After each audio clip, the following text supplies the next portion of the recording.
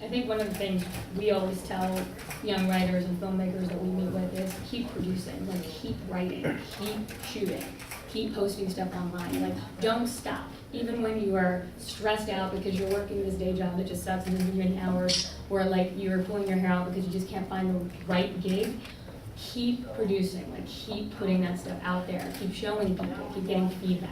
Like that internal process will lead to relationships like Scott is talking about. You'll meet people along the way, like coming to an event like this is key because you all are meeting each other. You're not just meeting us, you're meeting each other.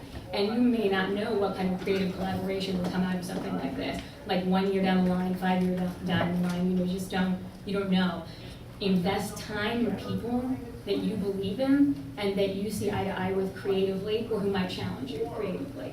The very simplistic advice that I give is work, and just try to get work and try to get on film sets and PA and intern and do whatever you have to. And most importantly, and I said this last year when I did reels and resumes, and I'll say it again today, stop looking at just LA and New York, because there's a tremendous amount of work going on in other cities, especially the states that have tax incentives like Georgia and Michigan, and there's a tremendous amount of work going on there, and they're looking for people.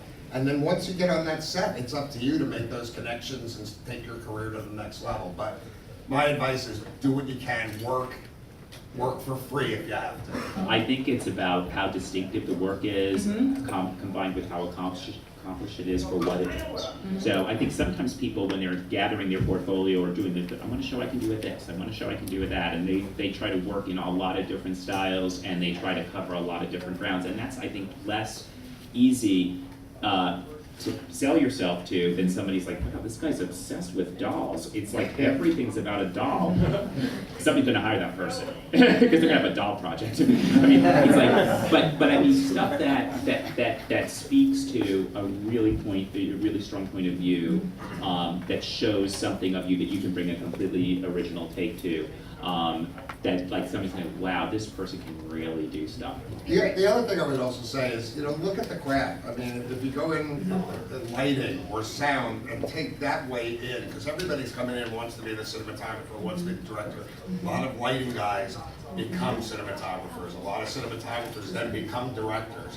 So, it's like I tell musicians, be a bass player. Everybody always needs a bass player. Everybody wants to be the lead guitar player, but a lot of bass players now are lead guitar players, but they started as bass players because there was always a need, and you could always work.